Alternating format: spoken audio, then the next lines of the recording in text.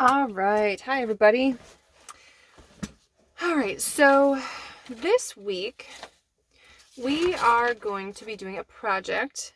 We're going to be painting your own portrait in a. You're going to be working on your values with acrylic paint. So we will be tinting and shading. You're going to pick one color, and so it will be monochromatic. And you're going to create this value scale with acrylic paints. And so that's this week. And then next week, you're going to kind of paint by number. So you're going to fill in what we do this week. So this week, you will be getting your portrait. I took a picture of you before we left in November. I took them and I posterized them. So I made them kind of look like a poster. So you can see all the different values in here. So we are going to create our paint by number, essentially. So we have 7 ranges in our values. And really all I'm going to do is I'm going to match up. So that little teeny dot is going to be a 1. And then that really, yep, and that's going to be my 2. This is going to be a 3. This is going to be a 4. This will be my 5. Okay, so then this is going to be, I think that's my 3. Nope, yep, that's my 3. It's not quite enough for 4. So this is 3. This right here is 4. This is 5. This is 6. And my hair is 7. Okay, so we have 7 levels. So then I'm going to come over here. Now my 3 isn't perfect. You can see there is a difference here, but it's not quite 4. So we're going to go with the 3. So anywhere I see this color, and these in here are 2. So I can choose to either just paint over those, or I can, create more of an area that has the 2 in it. Okay, same with here. I can kind of create an area. Like, I'm not going to paint all of these little dots and wrinkles and all that stuff. This is just going to be 2. So this whole area is going to be covered in 2. I'm not going to, add in all those little specks of 3. This here is 2. So this is a 4. This is a 4. So you're going to go through and you are going to pick through all these areas. This up here would be my 4.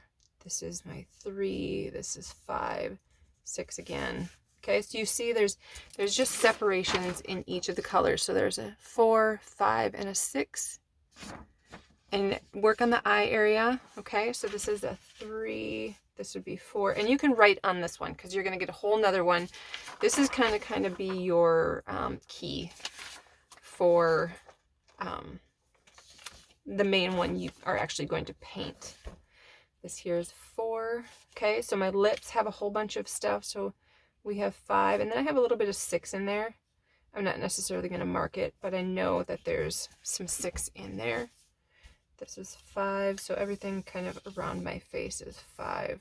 This is 3, 4. So then when you go to paint your original one, you can just kind of look, and you don't have to think too much about it. It's already been decided. So this is what you're going to bring to class. We got a 3, a 4. Nope. Yep. 3, 4. There's a 5. So yeah, some of this you got to kind of think about. Like right here, I think this is a 6. This would be a 5. This is 4, and this is 3. So there's not a whole lot of the 2s and the 1s. Actually, I have just a tiny, like 4 tiny little teeny specks of the 1, actually. And the 2, yeah, there's not a whole lot of 2. There's a couple little 2s in here. No, those might be 3s. So yes, so we're going to try and predetermine all of this so that next week when we go to paint this, you don't have to think too hard about it. Oh, that's a 6. Oops, don't erase on these. Whoops-a-doodle. All right, so that is part number 1. Okay, so you can put as many numbers on here as you want to keep things straight for you. So I need 4s in there. This is all 3. So I know that 3, this is 4. And then, yeah, for the eyes, you're going to have to kind of get in there and really look. So this would be a 5, and that would be a 6. And that, of course, is a 1. This would be a 3 and a 4. Yeah, the eyes are going to be tough because they're pretty small. Actually, that might even be a 2. No, that one's a 3. Okay, 3, 3. All right, so you get the idea.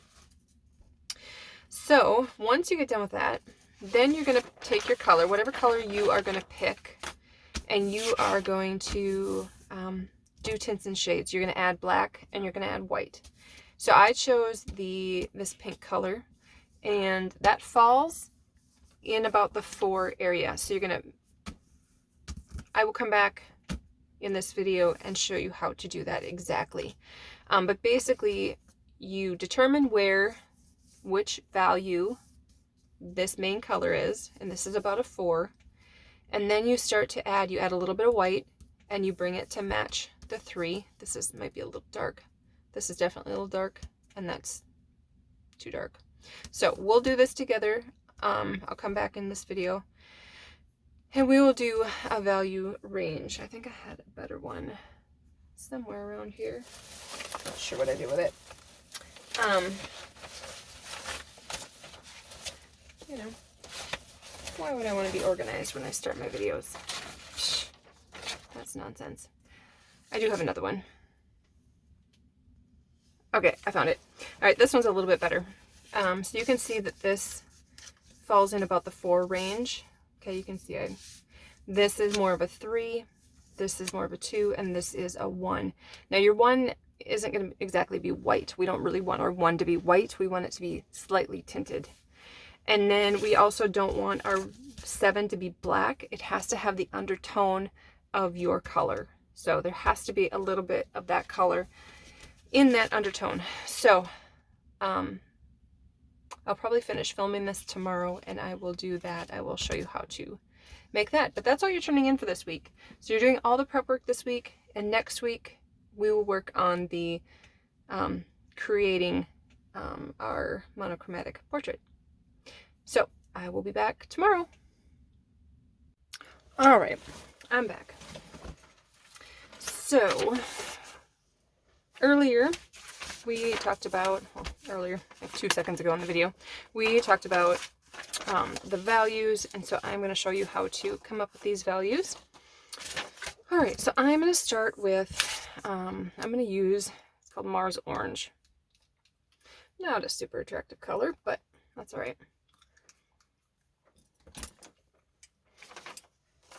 All right, so my orange looks like it falls in about the 4.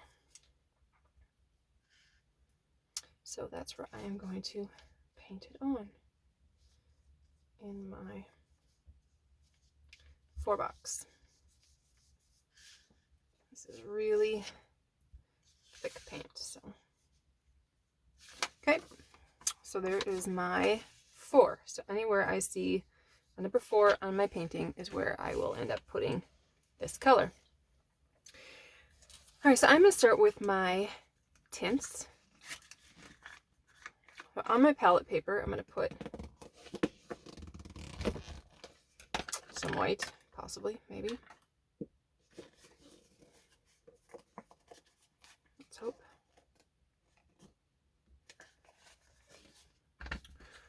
All right.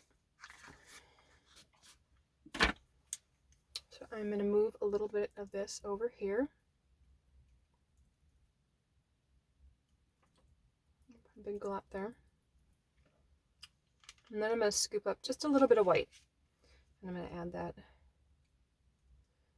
I'm going to add that to my Mars orange, and I am going to stir it and mix it thoroughly.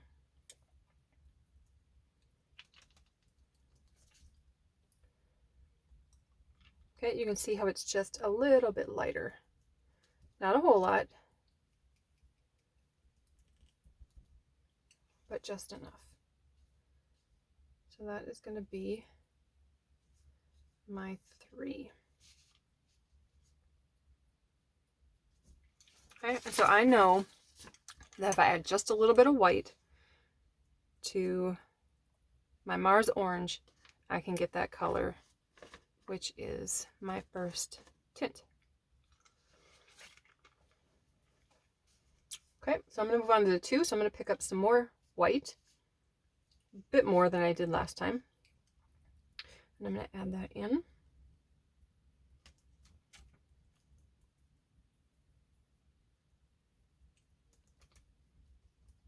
Okay, so my 2 is quite a bit lighter than my 3.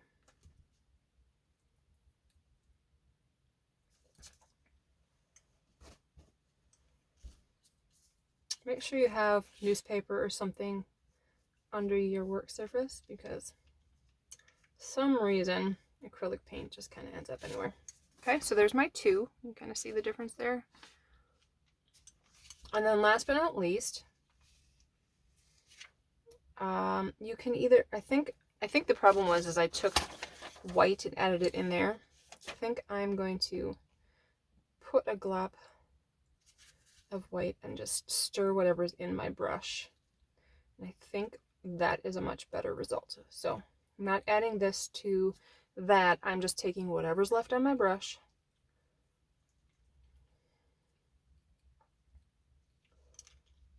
and stirring it in.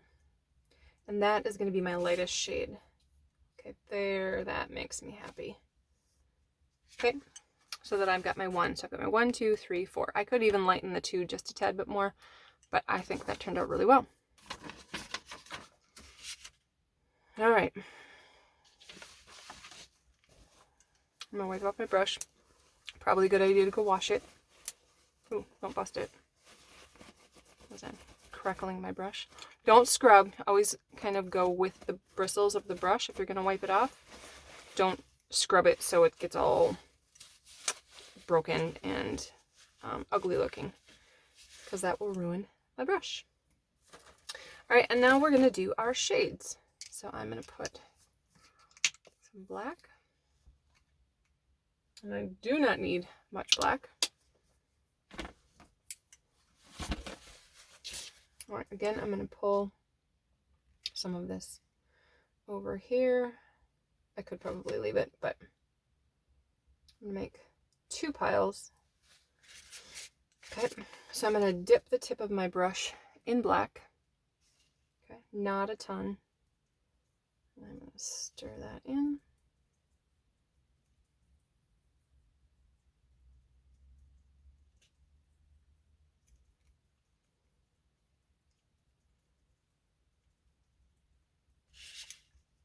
Okay, that is my first shade, so that's going to be my 5.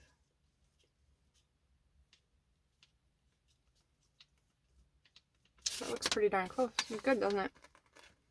Okay, so just a little bit of black in there is going to make your 5.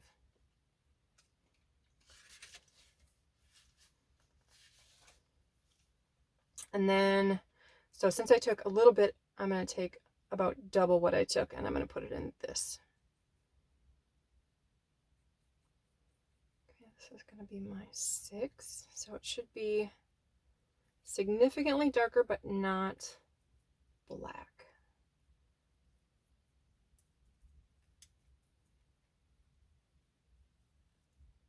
Okay.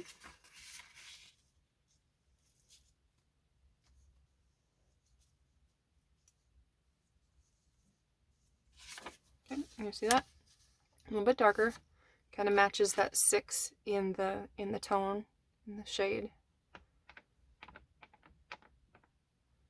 All right, and then we're going to do the same thing we did with the white. I'm just going to take some black and I'm just going to stir in whatever's in my brush.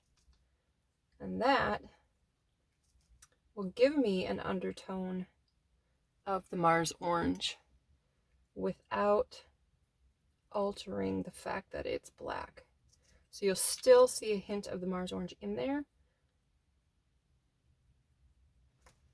but it'll still be black. And I'm going to lay that down.